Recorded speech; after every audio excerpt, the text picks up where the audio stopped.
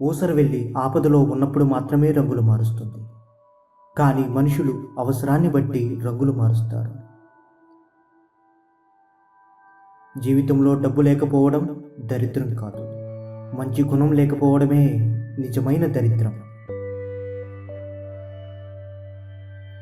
జీవితంలో ఏవీ నీ వెనకాల రావు, సంతోషంగా గడిపిన క్షణాలు తప్ప. చివరి రోజుల్లో ఈ భూమి మీద మీకంటూ మిగిలి ఉండేవి కేవలం మీ మంచితనం, పుణ్యం, ఎదుటివారి హృదయాల్లో విడదీయలేని మీ జ్ఞాపకాలు మాత్రమే. అవసరం లేని నీ కోపం, అర్థం లేని నీ ఆవేశం అన్నీ ఉన్నప్పుడు బాగానే ఉంటాయి. నీది కాని సమయాన నిన్ను ఒంటరిగా చేస్తాయి. జాగ్రత్త.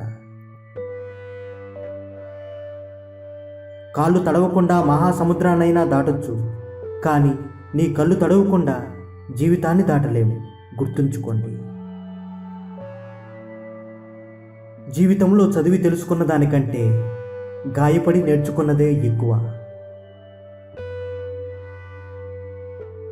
మూర్ఖులతో వాదించడం మృతదేహానికి వైద్యం చేయడం లాంటిది. వైద్యానికి శవం ఎలాగైతే స్పందించదో మూర్ఖులు కూడా నువ్వు చెప్పేది వినలేరు. మీకు ఎవరో విలువనివ్వడం లేదని వాళ్ళిచ్చే విలువ కోసం ఎదురు చూడకండి. ఒక్కసారి నీకు విలువ ఇవ్వని వాళ్లకు దూరంగా ఉండి చూడండి. అప్పుడు అర్థమవుతుంది నీ విలువేంటో వాళ్లకు.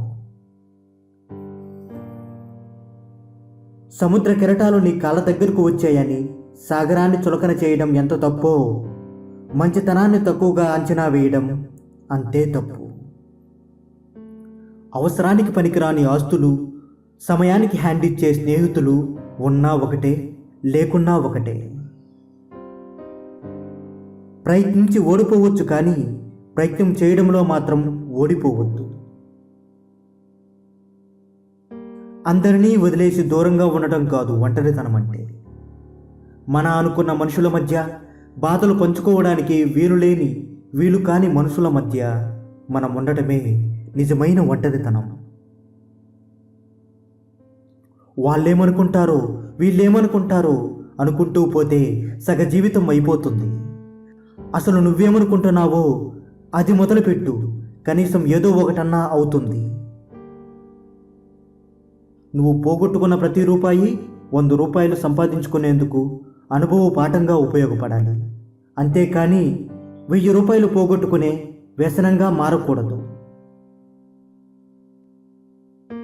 అపార్థం చేసుకునే దానిలో 10వ వంతు అర్థం చేసుకోవడానికి ఉపయోగిస్తే ఎన్నో సమస్యలు మటుమాయమవుతాయి జీవితంలో. తప్పులు, లోపాలు అందరిలో ఉంటాయి, కానీ కనిపించేది మాత్రం ఎదుటి వారిలోనే. నువ్వు పొరపాటున ఓ తప్పు చేస్తే దానిని నిందించడానికి అందరూ నీ ముందుంటారు. జరిగిన తప్పును సరిదిద్దడానికి, ఆ సమయాన నీకు తోడునివ్వడానికి ఎవరూ ముందుకు రారు. గుర్తుంచుకోండి,